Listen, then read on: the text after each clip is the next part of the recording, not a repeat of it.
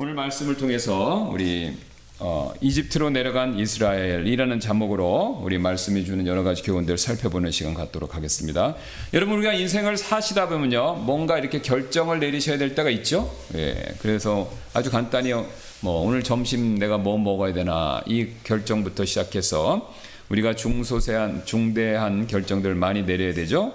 대표적으로 새로 이사 가는 거, 이사를 가야 되나 말아야 되나, 가면 어디로 갈까, 또 직장을 옮길 것인가 말 것인가, 또 옮긴다면 어디로 옮겨야 될지, 또 자녀들 문제 같은 경우는 대학을 간다 하면 어떤 대학을, 또 무슨 과를 가야 될지, 이거 굉장히 우리가 결정하는데 쉽지 않은 일들이죠. 게다가 옛날 농경시대하고는 다릅니다. 농경시대는요, 이게 계절에 따라서 사람들의 삶이 연결되어 있기 때문에 봄 되면 뭐 하죠? 씨앗 뿌리고, 여름 되면 모내고, 가을 하면 추수하고, 그렇죠? 이게 정해져 있는데 요새 사회는 산업 사회이고 또 정부 사회이기 때문에 너무너무 복잡합니다.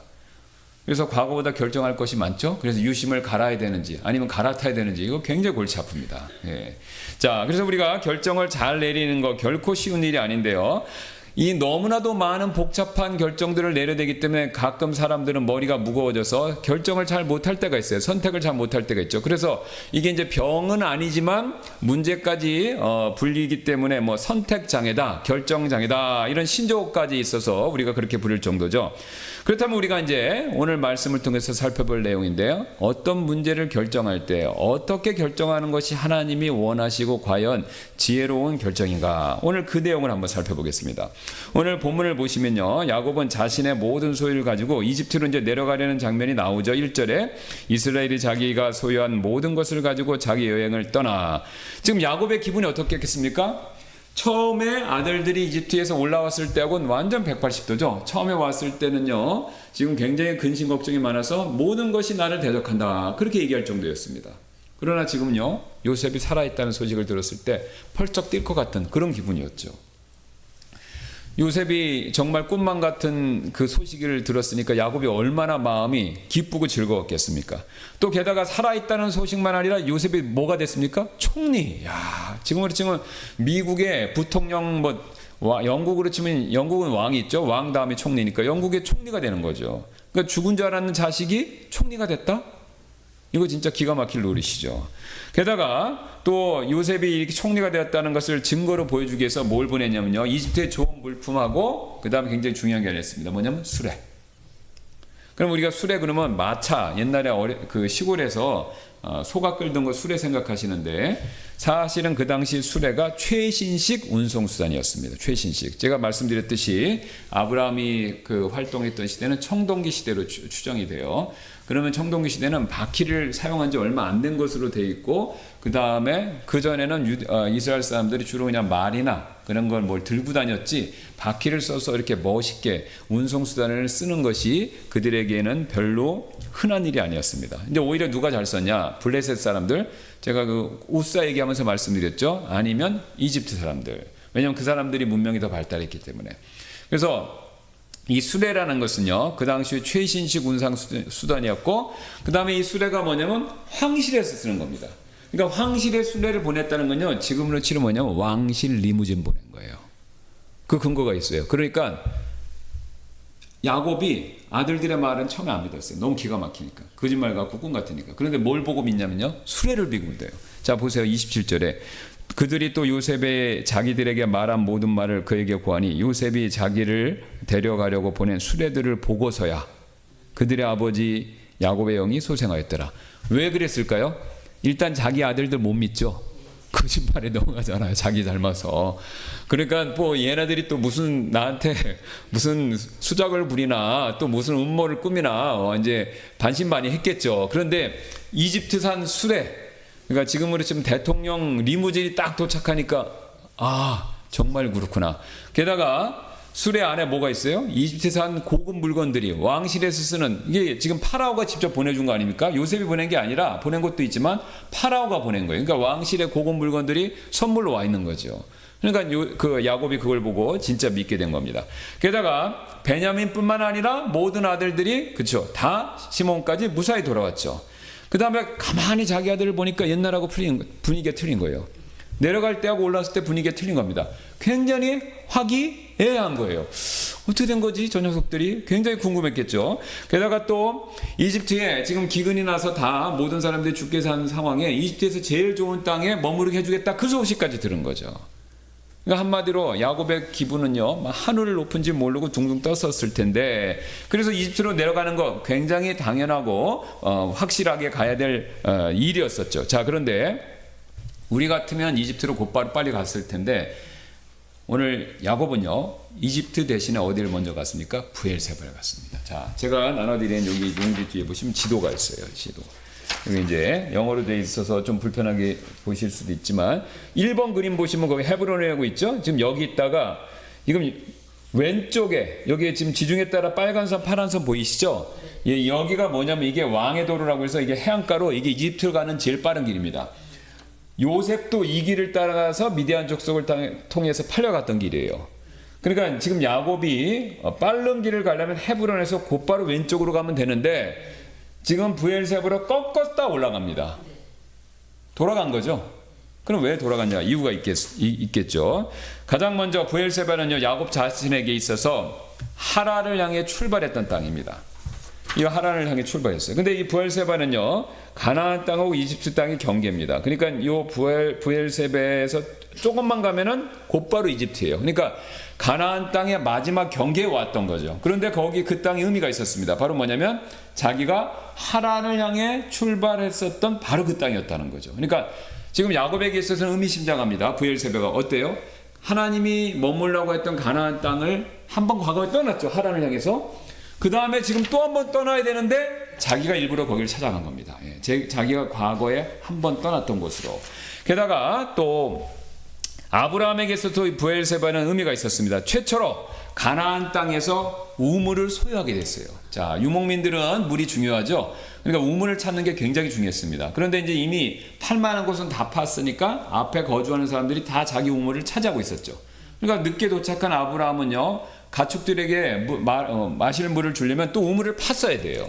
근데 우물 파는 게 어려운 일이죠. 근데 하나님의 은혜로 우물을 발견하고 자기가 팠기 때문에 그 우물을 자기 소유로 인정받았던 최초의 우물이 바로 이 부엘세바에 있습니다. 그래서 부엘세바에서 우물을 소유하게 되고 이에 대한 감사함으로써 작은 숲을 심었다라는 것이 창세기 21장 34절에 나옵니다. 아브라함은 부엘세바에 작은 숲을 심고 거기서 주 곧 영존하는 하나님의 이름을 불렀더라. 왜 그렇습니까? 우물을 찾게 해주셨기 때문에. 게다가 자기의 또 아버지 이삭에게도 의미가 있는 것이 부엘세바죠. 왜냐? 이삭이 여기서요, 제단을 쌓고 주의 이름을 불렀습니다. 이에 이삭이 그곳에 제단을 쌓아 주의 이름을 부르고 거기서 그의 장막을 치고 그의 종들이 거기에서 우물 하나를 팠더라. 또 우물을 팠다고 그러죠. 그러니까 야곱은 지금 여기 와서 부엘세바에서 희생물을 드렸다라고 얘기하는데, 저를 한번 봐주세요. 그러면 이 부엘세바는 아브라함 집안에게 굉장히 유서 깊은 곳이죠. 네, 누가 판 우물이에요? 아브라함이 판 우물에 뒤에 숲이 있었고, 누가 제단을 세웠어요? 아버지 이삭이 제단을 세웠죠. 그 제단에 나뭇가지, 아브라함이 만든 숲에서, 심은 숲에서 난 나뭇가지를 가지고 아버지가 만든 제단에서 야곱이 희생물을 드린 겁니다. 왜 드렸을까요? 한 가지를 여쭤보기 위해서. 무엇을 여쭤보기 위해서?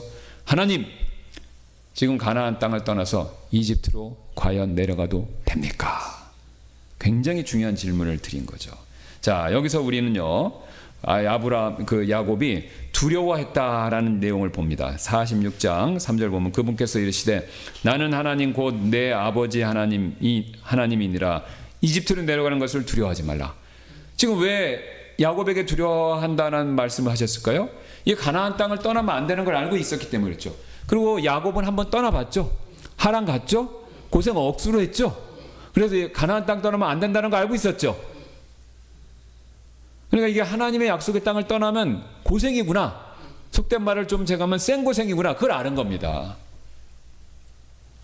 그리고 자기 할아버지 아브라함 이야기도 들었을 것이고요. 예. 그래서 지금 야곱은요, 이 가나안 땅을 떠나는 것에 대해서 정황상은 맞지만 하나님께 여쭤봐야겠다라는 생각을 가지고 있었던 겁니다. 여기서 우리 굉장히 중요한 한 가지 교훈을 배우게 되는데, 원칙을 배우게 되는데요. 우리는요, 우리가 원하는 바 대신에 그런 것에 앞서서, 감정이든지 원하는 바에 앞서서 먼저 주님의 뜻을 구해야 된다. 이 교훈을, 이 원리를 배울 수가 있습니다. 지금 야곱의 업된 마음에서 또 상황과 주변 여건에 있어서는 분명히 이집트로 가야 됩니다. 그동안 잃어버렸던, 죽은 줄 알았던 요셉을 만나고 이제 요셉이 제공하고자 하는 호의를 누려야 되는 거죠. 이제 야곱한테는, 야곱의 집안에는요 꽃길만 놓인 거예요. 그러니까 반드시 가야 되지만, 꼭 가야 되지만 야곱은 어떻게 했습니까? 돌다리도 두드리는 심정으로 간 거죠. 우리 과학자들이 뇌를 조사해 보니까요, 우리 뇌가 의사결정을 내리는 과정을 밝혀냈는데 크게 두 개의 메커니즘의 영향을 받으면서 우리가 사람이 의사결정을 한다고 합니다. 하나는 뭐냐면요, 이성적인 메커니즘이 있고요, 뭐 좌뇌 우뇌 이제 어느 쪽 뇌인지 모르지만, 또 하나는요 감정적인 메커니즘이 있다고 합니다. 그래서 이 두 가지가 작동을 하는데, 만약에 감정적인 메커니즘이 이성적인 메커니즘보다 크면 우리가 이미 그게 바로 충동적인 결정을 내리는 거래요. 반대로 이성적인 메커니즘이 더 커서 이 감정적인 것보다 이성적인 것에 의하면 우리가 이제 합리적인 결정을 한다는 거죠. 근데 두 개가 팽팽히 맞으면 이게 바로 결정장애라고 합니다.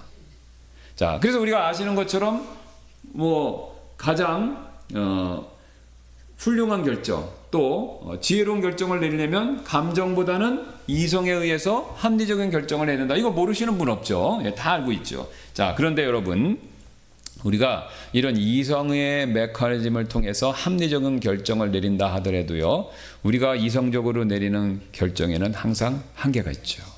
왜 그렇습니까? 우리 이성이 완벽한 것이 아니기 때문에 그렇죠. 그래서 아무리 머리가 좋고 똑똑해도요, 그 사람의 계획과 결정이 100% 다 이루어지는 것은 아니다라는 거죠. 시편 잠언에 이런 말씀이 있습니다. 사람의 마음에 많은 계획이 있을지라도 오직 주의 뜻 그것만 서리라. 그렇죠? 만물을 지으시고 유지하시고 주관하시는 분이 누굽니까? 하나님이세요. 그러니까 하나님은 이 세상 만물의 세밀한 것까지 다 계획이 있어요. 그럼 저를 보세요. 하나님이 다 판을 짜놓은 세상에 사는데 내가 내 판대로 짜놓고 하나님 걸 나한테 맞춰라? 이거 어리석은 겁니다. 진짜 지혜로운 사람은요, 하나님 판에 내 판을 맞추는 거죠. 지금 잠언 기자가 이걸 얘기하는 겁니다. 사람의 마음에 많은 계획이 있을지라도 오직 주의 뜻 그것만 서리라. 잠언 16장 9절. 사람의 마음이 자기 길을 계획할지라도 주께서 그의 걸음을 인도하시느니라. 오늘 여러분, 야곱이 믿음의 조상으로서 훌륭했던 점이 바로 이 점이죠. 예. 자기의 감정과 또 상황에 맞춰서 결정하는 것이 아니라, 그 결정을 마지막 내리기 전에 하나님의 뜻을 다시 한번 구했다는 것이죠. 그래서 그런 야곱을 칭찬하기 위해서, 자, 야곱이 잘하면 뭐라고 부른다고요? 이름을요? 이스라엘. 그러니까 이스라엘이 나옵니다. 그래서 오늘 이스라엘이라고 2절에 나오죠. 2절에 이스라엘이라고 그렇게 부릅니다. 자, 앞에서 야곱은 알고 있었죠? 자신의 할아버지 아브라함이 실수했던 거. 내려가면 안 되는데 내려갔다고 고생 엄청 하고 왔죠.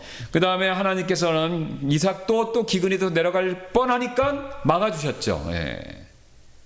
오늘 야곱도 내려가야 될 상황이지만 자신의 조상들과는 다른 선택을 했다라는 거죠. 우리 조지 뮬러 아시죠? 영국에 사역했던 독일 출신의 유명한 우리 사역자 목사님, 조지 뮬러 기도의 사람으로 유명하지 않습니까? 이 조지 뮬러 목사님이 하나님의 뜻을 구하는 일과 관련해서 이런 충고를 해준 적이 있었다고 하는데요. 제가 그대로 한번 읽겠습니다. 하나님의 뜻을 따르고 있다고 말하면서 사실은 자신의 뜻을 따르는 분들이 많습니다. 저는 그런 분들에게 이런 권면을 드리고 싶습니다. 하나님의 뜻을 따르겠으니 하나님의 뜻을 알려달라는 간청부터 하지 마시기 바랍니다. 오히려 자신의 뜻을 따르지 않게 해달라고 그 간청부터 하시기 바랍니다. 그렇게 하시면 주님께서 그 간청을 기쁘게 여기시고 자신의 뜻을 알려주실 것입니다. 그리고 이때부터 여러분은 억지로가 아니라 자연스럽게 주님의 뜻을 따르게 될 것입니다. 맞죠? 하나님의 뜻 가르쳐달라고 기도 열심히 하고요. 저도 그랬고, 제가 목회자로서 많이 보면요, 하나님 뜻을 가르쳐달라고 엄청 기도하시고 또 말씀을 통해서 다른 사람들의 얘기를 통해서 압니다. 그리고 나서 뭐 하시는 줄 아세요? 마음에 안 들면 안 들어요. 그죠? 무시하거나 버티죠. 그러니까 이 뮬러 목사님이 전곡을 찌른 겁니다. 하나님도 아시는 거예요. 뜻을 가르쳐주는 것보다도 내가 순종하는 거, 그게 앞선다라는 거죠. 그러니까 내가 먼저 딱 내려놓겠습니다. 낮은 자세로 겸손하게 딱 무릎 꿇고 있을 때 하나님이 그때 뜻을 가르쳐 주시면 그때 우리가 순종하는 거지. 나는 빳빳하게 버티면서 하나님 뜻 가르쳐 주세요. 그렇죠. 하나님 뜻을 가르쳐 주셨는데 내가 원하는 거다. 그러면 그거 듣지요. 근데 하나님의 뜻을 가르쳐 주시는데 내가 하기 싫은 걸 가르쳐 주시면 그러면 망설이죠. 소용없습니다. 그러니까 우리가 많이 하는 말이 있지요. 하나님 뜻을 안 가르쳐 주셔서 내가 참 어렵습니다. 사실 아닙니다. 하나님 뜻은요. 여기 다 있어요. 그렇죠? 하나님의 뜻은요. 대부분의 구원받고 신앙생활 오래 하신 분들은 거의 대부분 하십니다. 하나님의 뜻을 몰라서가 아니라 내 뜻을 내려놓지 않아서. 그래서 우리가 매번 하나님이 원하시는 것과는 정반대의 결정을 내릴 때가 많죠. 오늘 야곱은요. 이 부분에 있어서 승리했던 사람입니다. 자신의 뜻을 내려놓고 자신의 감정을 내려놓고 또 누가 봐도 가야 될 그 상황이지만 한 번 더 돌다리를 두드리는 심정으로 하나님의 뜻을 먼저 구했다라는 것이죠. 예. 자, 이뿐만이 아닌데요. 하나님께서는요. 자신의 감정보다 주님의 뜻을 이처럼 겸손하게 구할 때 자신의 뜻을 보다 자세히 알려주신다라는 사실을 우리 본문이 가르쳐주고 있습니다. 그 근거를 우리 46장 3절 보니까요. 그분께서 이르시되 나는 하나님 곧 내 아버지의 하나님이니라. 이집트로 내려가는 것을 두려워하지 말라. 이는 내가 거기에서 너로부터 큰 민족을 만들 것이기 때문이라. 그래서 지금 하나님께서 이렇게 겸손하게 자기를 내려놓고 하나님의 뜻을 구하는 야곱에게 어떤 말씀을 해주셨습니까? 큰 민족을 만들 것이다. 그렇죠. 하나님의 구체적인 약속을 가르쳐 주시죠. 자, 그러면서 큰 민족을 만드시는 그 자세한 내용을 8절부터 27절까지 바로 계보를 통해서 보여주는데요. 계보를 통해서. 자, 저를 한번 봐주시면 감사하겠습니다. 이게 보이세요? 이거 보세요. 이거 뭡니까? 가족 사진이죠. 저희 가족은 아닙니다. 제가 인터넷에 있는 그냥 무작위로 캡처한 건데 어떤 가족 사진입니다. 요 가족 사진이 왜 제가 이걸 보여드렸냐면 창세기를 보시면요. 창세기 1장, 2장, 3장부터 계속해서 계보가 나오죠. 그러면 창세기에서 계보는요. 어떤 역할을 하냐면요. 요 사진 역할입니다. 그러니까 사진을 보면 가족, 우리 옛날에 그거 많이 하셨죠? 뭐 여기도 큰아버지야. 작은아버지고 당숙이고 당숙 조카 누구야 이거 사진 보고 다 이렇게 배우시고 외우고 하셨죠. 저도 어렸을 때 그런 기억이 나는데 요 역할을 한 게 바로 창세기에 나오는 계보입니다. 옛날에는 사진이 없으니까 요 계보라는 걸 통해서 이 집안의 내력이 어떻게 되는가라는 것을 보여주는데요. 그래서 지금 거기 보시면 계보를 쭉 놓고 보시면 이삭이 태어났을 때부터 지금 이 70명이죠. 내려가는 사람들은요. 요셉의 그 자녀들까지 합쳐서 70명이 이집트로 내려갈 때까지 시간이 얼마나 걸렸냐면요. 190년이 걸렸습니다. 190년. 근데 190년 동안 겨우 70명. 그럼 자손이 많이 번성한 겁니까? 별로입니까? 별로 아니죠. 190년인데 70명밖에 안 됐어요. 이삭부터 시작했는데. 자, 그런데 내려간 뒤 400년 뒤에 내려간 다음에 그 다음에 출애굽해서 나올 때까지 400년이 지난 기간 동안 이 70명이 남자만 60만 명인데 거기다가 부인하고 아내하고 아이 한 명까지 계산하면 그냥 평균적으로 곱하기 3하면 210만 명입니다. 최소한. 그럼 내 탓은 기본이니까 653 한 300만 명이 넘는 거죠. 400년이 지났을 때 이 70명이 최소한 200만 명 잡았으면 2만 8천 배로 는 겁니다. 하나님이 아브라함에게 했던 약속을 그대로 지켜주신 거죠. 뭐 같이요? 하늘의 별, 바다의 모래같이. 예. 여기서 우리는 또 굉장히 중요한 진리를 한 가지 배우게 되는데요. 하나님께서는요. 자신의 약속을 반드시 지키신다라는 사실이죠.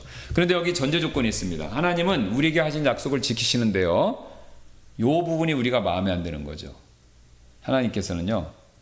내가 원하는 때가 아니라요. 누가 원하는 때? 하나님이 원하는 때 약속을 지키신다라는 거죠. 이게 굉장히 우리를 힘들게 만드는 겁니다.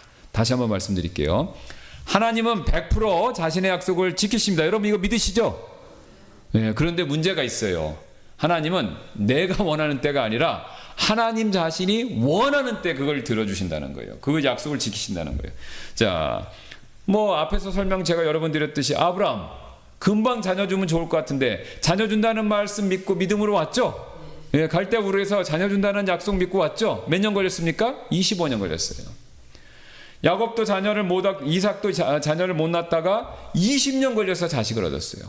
또 야곱도 요셉을 못 보다가 요셉도 야곱을 못 보다가 몇 년 걸려서 23년이 걸려서 가족이 다시 만나게 된 겁니다.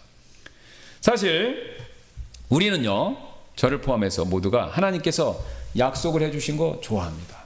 믿죠? 근데 그 약속을 될 수 있으면 빨리 들어주시기를 원하죠. 그래서 기도를 해도 어떻습니까? 빨리 들어주시길 바라죠. 약속도 빨리 들어주시고 기도도 빨리 들어주시길 굉장히 바랍니다. 게다가 요즘같이 이렇게 인스턴트가 유행인 사회에서는 어떻습니까? 빨리빨리 해야 되죠. 그게 저도 그런 증상이 있는데 뭐가 안 되면 신경질 나요. 그렇죠? 핸드폰이 안 되고 지금 그 다음에 인터넷이 안 되고, 그렇죠? 차가 빨리 안 가고 그러면 우리는 나도 모르게 조바심을 냅니다. 왜 그렇습니까? 빨리빨리 하는 거에 익숙해진 거예요. 그리고 한국 사람들은 이게 장점이지만 또 단점이기도 하죠. 빨리빨리 문화. 그래서 우리가 이 빨리빨리에 너무 익숙해서 살다 보니까 하나님께도 똑같은 자세로 요구합니다. 빨리빨리. 약속도 빨리, 기도 응답도 빨리. 자, 그러나 하나님께서는요, 우리를 골탕 먹이시기 위해서가 아니라 오히려 반대로 우리의 유익을 위해서 자신의 약속을 우리가 생각하는 것보다 훨씬 천천히 지켜주실 때가 너무나도 많습니다. 가장 대표적인 예로요, 우리 예수님 다시 오시는 거. 2000년 지났는데 아직도 안 왔죠. 그럼 성경이 예수님 천천히 오시는 2000년 지났는데도 아직 안 오신 이유에 대해서 한 가지 분명히 가르쳐 주시는 내용이 베드로후서 3장 9절에 나와 있지 않습니까? 주께서는 자신의 약속에 대하여 어떤 사람들이 더디다고 여기는 것 같이 더디지 아니하고 오직 우리를 향해 오래 참으사 아무도 멸망하지 않고 모두 회개에 이르기를 원하시느니라. 여기 대부분 계신 분들이 연세가 있으시는데 연세가 드시면 드는 생각이 있죠. 예수님 빨리 오시면 좋겠다. 그건 나를 위해서는 맞습니다. 그런데 내 자식, 내 손주 아직 구원 안 받는데 어떻게 해야 되겠습니까? 그들도 구원 받아야 되잖아요. 그죠?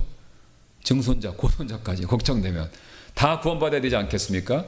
그러니까 하나님께서는요, 나만 고려해 주시는 게 아니라 우리 밑에 자손들, 또 나하고는 직접적인 혈연 관계가 아니지만 다음 세대에 있을 그리스도인들, 그 사람들도 구원 받아야 되기 때문에 최소한 그 한 가지 이유로 인해서 어떻습니까? 예수님께서 천천히 우리 생각보다 지금 더디게 오고 계시다라는 거죠. 이처럼요, 우리의 유익을 위해서 자신의 약속을 천천히 지키실 때가 하나님께서는요 분명히 많고요. 우리가 그것을 믿어야 큰 믿음이라고 할 수 있죠. 맞죠? 예. 여러분 생각해 보세요. 하나님께 기도하자마자 기도응답을 100% 해주세요. 기도 안 할 사람이 있습니까? 불신자도 하겠죠. 그 다음에 내가 원하는 때마다, 필요할 때마다 기도를 들어주시면요, 하나님 믿지 않을 사람 없죠. 그렇지 않습니까? 여기 영창관 왜 갑니까? 하나님께 교회 나오죠. 예. 기도하면 100% 하나님이 즉각적으로 들어주시면 다른 종교 믿을 필요 없어요, 사실은. 근데 하나님은 그런 방법을 안 쓰신다라는 겁니다. 오히려 끈질기게 계속해서 기도하는 것이 하나님이 요구하시는 큰 믿음이죠. 저희가 이제 계속 지금도 기도하고 우리 지금 형제 모임에서 계속해서 기도를 하는데 7개월, 8개월 이상 기도하면서 하나씩 응답받습니다. 예, 하나씩. 예. 하나씩. 예. 우리 같이 기도했고 또 기도하고 있죠. 예. 그러니까 우리 지금 여기 형제 한 분 오시는데도 그냥 우리가 말로 해서 권면하는 게 아니라 몇 개월째 지금 기도하고 있습니다. 예. 근데 그게요, 사실은 우리가 보기에는 그냥 저절로 되는 것처럼 보이지만 누군가, 내가 모르는 남이 나를 위해서 기도해주고 있다라는 그 증거입니다. 하다못해 천사라도 기도해주는 거죠. 예. 그래서 하나님께서는요, 우리가 생각하는 것보다 천천히 응답하실 때 분명히 이유와 뜻이 있다라는 것을 우리가 믿어야 된다라는 것이죠. 예. 자, 만약에 즉시로 만약에 들어주셨으면요, 한번 생각해 보세요. 우리 아이들 한번 생각해 보시기 바랍니다. 아이들이 부모가 요구하는 거 즉각 들어주면 버릇이 좋아집니까? 나빠집니까? 나빠지죠. 원할 때마다 용돈 탁탁 주시고, 그 다음에 뗐을 때마다 다 그거 받아주시고, 하자는 대로 매번 다 해주시면요, 저희는 알죠. 다 아이들 길러보셔서 버릇 나빠집니다. 여러분 영적으로 똑같습니다. 우리도 하나님이 응답할 때마다 딱딱 들어주시면요, 우리 인간은 죄성에서 두 가지 잘못을 범하고 싶습니다. 첫 번째, 내가 잘난 줄 알고. 그렇죠? 예. 내가 잘나서 하나님이 막 들어주시구나. 두 번째는 참을성이 없어져요. 참을성이 없어져요. 인내라는 걸 모릅니다. 연단이라는 걸 모르는 거죠. 그러니까 하나님은 이 두 가지 문제를 해결해 주시기 위해서라도 천천히 응답해 주신다라는 거죠. 또한 우리가 여기서 또 한 가지 사실을 배울 수 있는 것들이 나오고 있는데요. 바로 하나님께서는요, 우리가 원하는 방법이 아니라 또한 자신이 원하는 방법으로. 자, 앞에서 뭐 말씀드렸습니까? 하나님이 원하시는 때, 우리가 원하는 때가 아니라 하나님 원하시는 때이고요. 두 번째는요, 우리가 원하는 방법이 아니라 하나님이 원하시는 방법이죠. 예. 지금 창세기 오늘 이 사건은요, 그리고 그 뒤에 계속해서 이어지는 이 사건들은요, 하나님께서 창세기 37장에서 요셉의 꿈을 통해서 보여주셨던 내용에 그대로 성취되고 있는 내용이죠. 그런데 요셉이 이렇게 되는 과정은 굉장히 쉬운 일이 아니었습니다. 굉장히 여러 가지 큰 어려움을 겪었죠. 우리 생각 같아서는 요셉이 노예가 안 되고 그냥 꽃길을 가다가 더 잘 되기를 바랐겠지만 하나님은 그런 방법을 쓰시지 않았다라는 겁니다. 즉 우리는요, 어려운 일 없이 좋은 일만 벌어지고 그 다음에 마지막은 더 좋아지고 이걸 우리가 바라기 쉽지만 하나님은 통상 그런 방법을 잘 안 쓰십니다. 어떤 방법을 쓰시냐면요, 합력하여 선을 이루시는 방법. 이게 창세기 주제입니다. 그 방법을 주로 쓰시죠. 하나님께서는요, 우리에게 일부러 어려움을 허락하셔서 그 어려움 자체는 좋은 것은 아니지만, 선한 것은 아니지만 그 어려움을 쓰셔서 궁극적으로 우리에게 좋은 것을 주신다. 이 방법을 쓰시는 겁니다. 하나님 이 방법을 쓰시는 여러 가지 이유가 있는데 왜 그렇습니까? 하나님께는요, 어려움이 없다라는 것을 보여주시기 위해서죠. 또한 그 연단받는 과정에서 우리의 믿음을 성장시켜 주시기 위해서 또 그런 방법을 쓰시고요. 그리고 또한 우리가 그것을 통해서 여러 가지 영적 교훈들을 배울 수 있는 기회들을 주시기 위해서 이 방법을 쓰시는 거죠. 우리가 지금까지 살펴봤던 내용들이죠. 자, 근데 이뿐만이 아니라 오늘 이 본문 29절 보면요, 요셉이 아버지를 만났을 때 한없이 우는 모습을 보여주죠. 한번 29절 보겠습니다. 요셉이 자기의 병거를 예비하고 고센으로 올라가서 자기 아버지 이스라엘을 맞이하여 그에게 자기를 보이고 또 그의 목을 안고 목에 기대어 한참을 울더라. 이 30절까지 자세히 보시면요, 야곱보다 요셉이 더 우는 모습입니다. 우리 같으면 아버지가, 물론 야곱도 울었겠지만 요셉이 더 울었어요. 그런데 요셉이 왜 울었는가라는 것이 우리에게 굉장히 중요한 교훈을 주는데요. 요셉은요, 지금 총리죠. 자수성가한 사람이죠. 13년 만에 맨 밑바닥에서 이집트 최고 정점에 오른 사람입니다. 자, 제가 그림을 한번 놓는데 이 그림 한번 봐주시면 바라겠습니다. 여기 지금 17살 나이에 이렇게 노예 신분에 있다가 이집트의 총리, 인생의 맨 밑바닥에서 맨 위로 올라간 사람이죠. 그래서 이집트가 총리가 돼서 최고 권력 누렸죠. 그 다음에 꿈을 해석을 잘해서 그 다음 정책을 잘 썼죠. 그래서 가장 지혜로운 사람이었죠. 그 당시 지혜로운 사람이 가장 학식이 많은 사람이 인정받는 시대였습니다. 그 다음에 또 자신의 그 꿈에 따라서 정책을 지혜롭게 잘 펴서 최고의 정책가로 인기도 좋았습니다. 그래 파라오가 찾아오니까 뭐라고 얘기했습니까? 요셉에게 가봐라. 백성들이 요셉을 좋아했다는 거죠. 그 다음에 그 당시 이집트의 최고 집안 중에 하나인 제사장 보디베라의 딸과 결혼했어요. 명문가의 아내를 얻은 겁니다. 그런데요, 이 모든 복을 지금 9년째 되는 해입니다. 요셉 총리가 된 해. 9년째가 되는 해에 9년간 누렸는데도요, 요셉의 마음에 채워지지 않는 한 가지가 있었습니다. 그게 어떤 것이었냐면요, 자신의 가족에 대한, 아버지에 대한 그리움이었죠. 그래서 오늘 29절을 보면요, 자기가 사랑하고 그리워했던 아버지를 보고 그의 목을 안고 목에 기대어 한참을 울더라. 한참을 울더라. 여러분, 요셉을 한번 보시기 바랍니다. 그는 높은 지위, 권력, 부, 훌륭한 집안의 아내, 모든 걸 가졌어요. 그런데 자기보다 못한 사람들, 그 사람들이 자기 부하나 신하나 심지어 노예나 그 가정을 이루고 화목하게 사는 모습, 그걸 봤었을 때 마음 한구석에 채워지지 않는 그 무언가가 분명히 있었을 것입니다.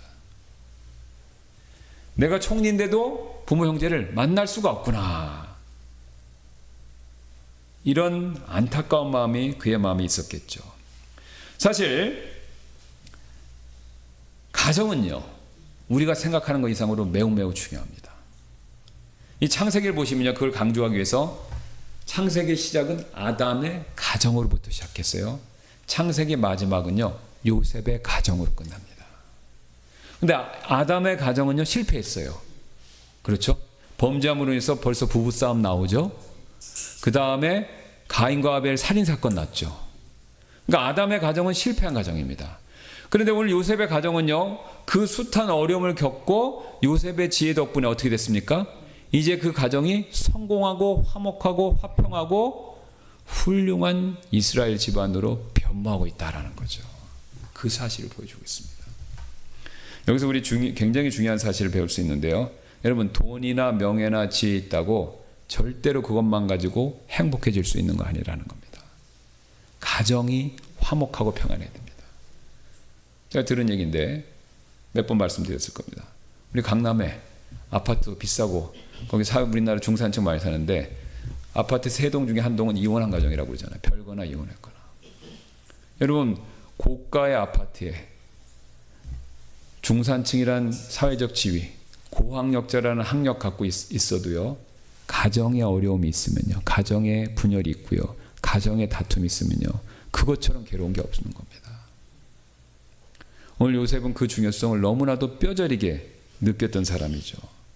만약에요, 요셉이요, 자기 가족이나 가정보다 돈이나 명예를 더 소중하게 여겼다. 그러면 그 사람 울을 일이 없어요.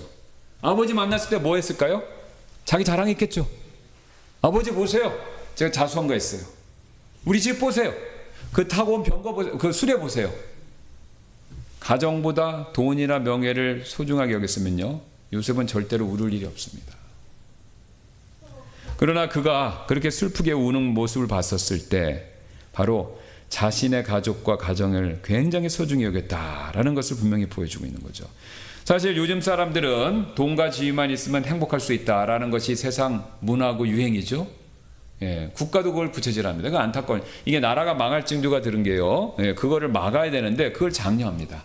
뭐 보조금 준다고 해서 혼자 사는 거 괜찮다고 막 떠는 거죠. 여러분, 그 결과가 뭡니까? 이제 2060년인가 언제 되면 한국은 인구가 급격해서 국가 존멸, 예, 국가가 이제 살아남을지 말지, 인구 통계학자가 극단적인 계산을 해보지 않습니까? 한국은 국가가 존재할지 말지 모르겠다, 이 정도까지 지금 가고 있는 거죠. 사실 우리의 어리석음일 뿐이다라는 겁니다. 온전한 가정을 이루도록 사실 우리가 도와줘야 되는데 그게 아니라 혼자 살아도 괜찮다. 물론 이제 사정이 있어서 혼자 살 수는 있지만 그것을 방치하거나 독려하거나 조장해서는 안 된다라는 거죠. 이 조사에 따르면요, 이 세상에서 성공한 사람들이 가장 많이 남기는 유언 중에 하나가 어떤 것이냐면요, 내가 좀 더 젊었을 때 가족들을 위해서 더 많은 시간을 보내지 못한 것을 후회한다. 이게 제일 크다고 합니다. 유명한 갑부, 정치인, 사회적 업적이 뛰어난 사람들, 그걸 미국의 유명한 대학에서 1000명인가 사회적 성공한 사람들을 대상으로 몇십 년에 걸쳐서 프로젝트를 진행한 거예요. 이제 마지막 남길 말, 조언을 줄 말 뭐냐, 후회해야 되는 게 뭐냐, 그걸 다 물어봤더니 제일 많이 나온 답 중에 하나가 뭐냐면 가족과 많은 시간을 보내지 못한 게 제일 후회스럽다. 그 얘기가 제일 큰 비중을 차지했다라고 합니다. 여러분, 사실 우리도 마찬가지가 되는데요. 우리도요, 기회가 있을 때 가정을 더 신경 쓰셔야 됩니다. 또 기회가 있을 때 가정을 위해서 더 기도하시고, 또 기회가 있을 때 가정의 화평을 위해서 노력하셔야 되는 거죠. 왜요? 하나님은 우리에게 가정을 통해서 복 주시기를 원하시기 때문에 그렇습니다. 이게 하나님께서 창세기를 통해서 보여주시는 가장 중요한 원리 가운데 하나라는 거죠. 하나님이 남자로부터 여자를 만드시고 남자와 여자가 하나가 돼서 가정을 이루시고 그 가정을 통해서 생육하고 번성하고 땅을 다스리라 라는 그 명령을 주셨다는 겁니다. 여기서 벗어나면요, 하나님의 축복이 임할래야 임할 수가 없습니다. 세상은 거꾸로 돌아가기 때문에 하나님이 정하신 이 가장 기초적인 원리를 무시하고 우리 인간적인 방법으로 다른 어떤 수단과 방법을 써서 하나님의 축복을 얻어보려고 하지만 다 소용없습니다. 하나님이 정하신 원리를 벗어나기 때문에 오히려 사탄에게 속는 겁니다. 그래서 우리 그리스도인들은요, 특별히 이 마지막 때 가정의 소중함을 깨닫고 가정을 잘 지키고 가정의 화평을 위해서 또 가정의 평안을 위해서 우리가 항상 노력하고 기도해야 된다라는 것이죠. 하나님께서 이것을 우리에게 창세기 말씀을 통해서 가르쳐주는 굉장히 중요한 주제이기 때문에 이 가르침을 항상 명심하는 저와 여러분들 되시기를 주님의 이름으로 소원합니다. 우리 잠깐 기도하고 마치도록 하겠습니다.